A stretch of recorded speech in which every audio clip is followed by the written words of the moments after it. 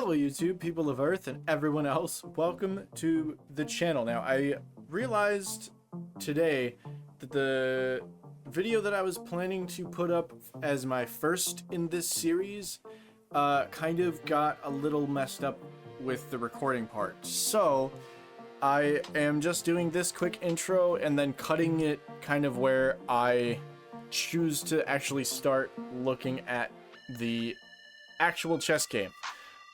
So basically the moral of this whole video is just I won my first online checkmate.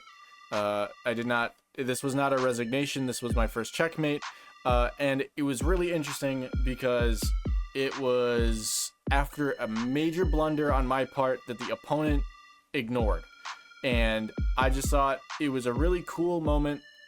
Excuse me. It was a really cool moment, and I just wanted to share. So, thank you guys so much for watching, and, well, I guess I will see you guys in this video. Peace. Dive into it. So, pawn to d4, pawn to d6. The reason I made this choice was that I wanted to keep a pawn out here while still defended, and that I can develop pieces like my knights and my light squared bishop. So he moves out here. I scoot a knight out to defend that space and you know, keep that pawn defended, or you know, kind of generally keep the middle of the board under control. He moves his pawn out there to defend that pawn if I take him with my knight, which I chose not to.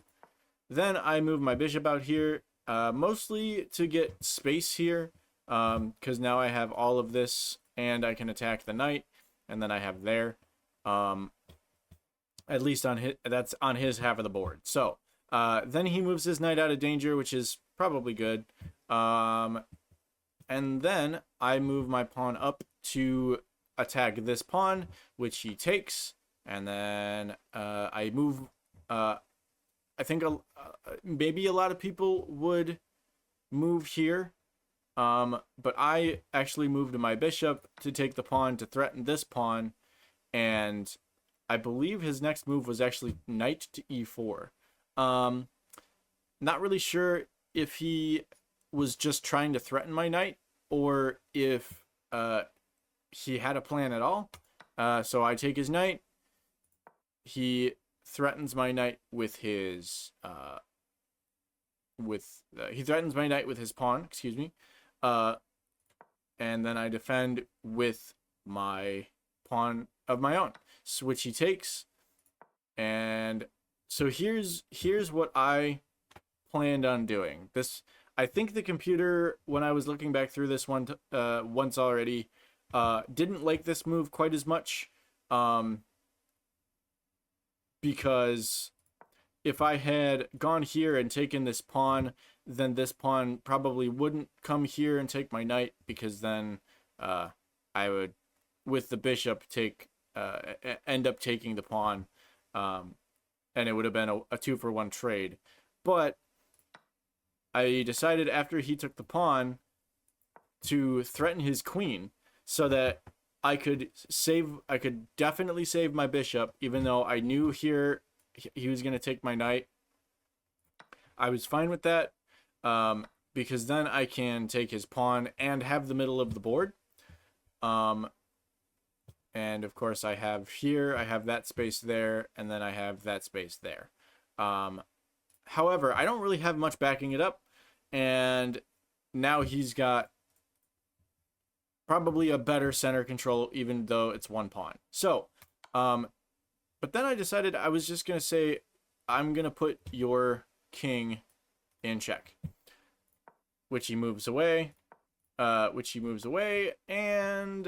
then I believe I put him in check again. Okay. So, I believe that this was a decent move just to keep him in check, but here's where I make a really stupid mistake. So after he moves the king, I could have developed my knight. I could have castled if I wanted to. I could have moved a pawn up. I could have moved a pawn up. or up. Could have moved another pawn up. I could have done a lot of things.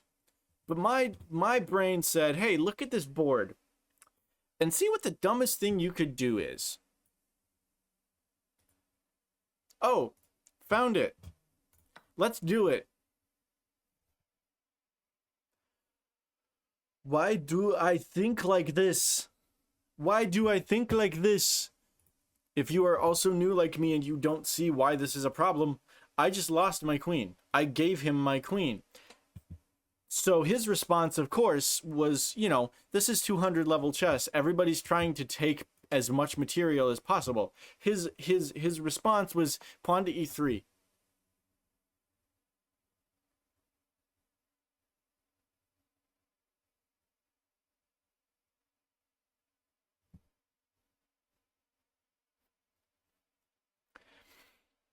Pawn to e3.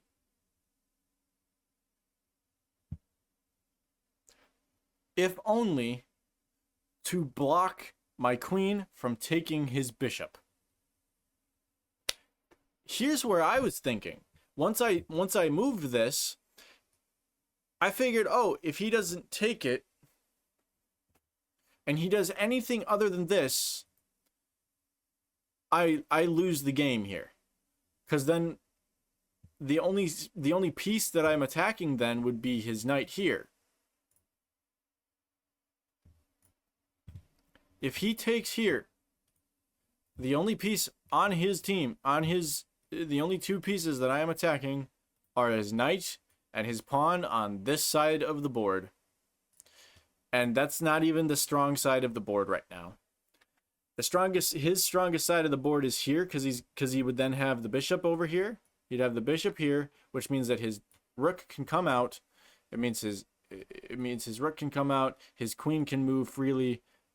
His queen can move horizontally. Like, there's so much here. Like if he moves his bishop there, and I, like a 200 level player, don't see that he could put my king in check and castle here, or put the knight here, well, then this makes this check not a check, right? But then I still pin my knight, because now my knight can't move if his queen is there, right? Can't do that because of the king, right? If he takes my queen, I am in so much trouble with a lot of my pieces. And he moves pawn e3 to defend his bishop from having to move. Now, as you can see on the screen, my next move puts him in check. He cannot take my queen. He cannot take my queen because of this bishop. He cannot move here because of my queen and my bishop. He cannot move there because of my queen. Cannot move there because of my queen. He cannot move there because of my queen. He has one move. He has one option. He moves there. Bishop to b4, checkmate. Now, I don't want to shame this player, because I know that these kinds of mistakes happen, considering that my move was to gift him my queen. This was as large a gift as I have ever seen. Let's say that he does anything else but this. Right? Let's say he moves here to threaten my queen. I still get a checkmate in 2 moves.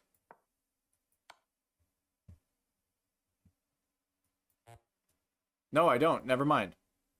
Cancel that.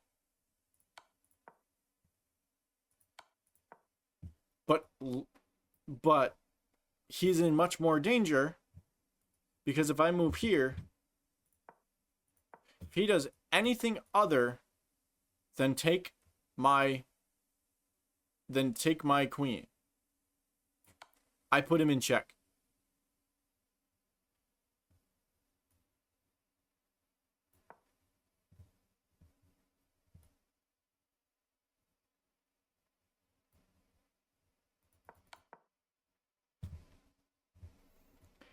If he goes here, I put him in check.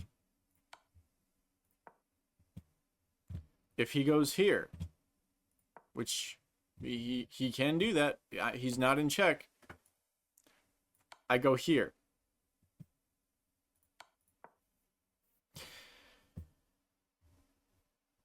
If he goes here to threaten my bishop, I am willing to, I personally would be willing to trade queens or put him in check. He can't take here. He must move here. He loses a queen. And I only lose a bishop. Right? He moves pawn e3. And I get mate in 2.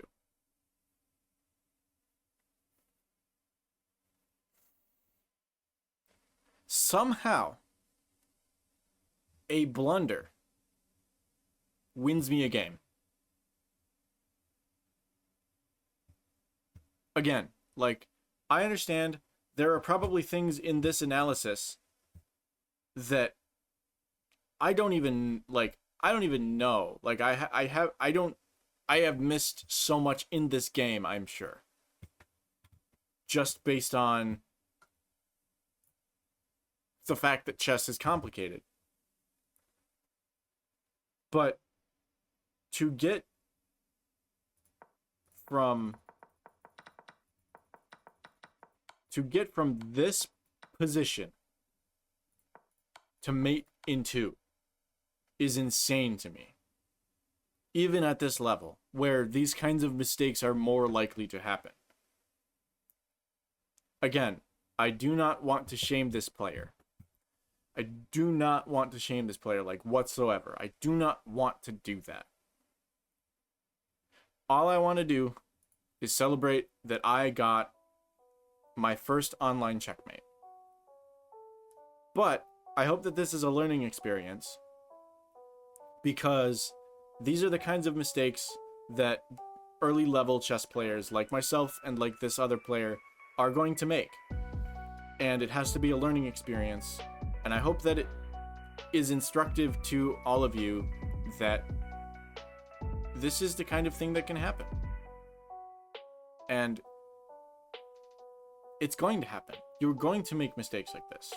And I hope that you are, instead of getting frustrated with yourself, looking back at a game, realizing, oh, I could have won this game in 5 moves or 7 moves or whatever. I hope that you're just at least willing to learn from it, because this is going to happen, because you are human. You are not a computer. You are not designed to make the exact optimal moves all the time. Quite frankly, it just happens. So, I hope that you learned something from this video, because I learned something playing this game, is that everybody is human, unless you're playing against a computer. But everybody is human when you're playing against other people.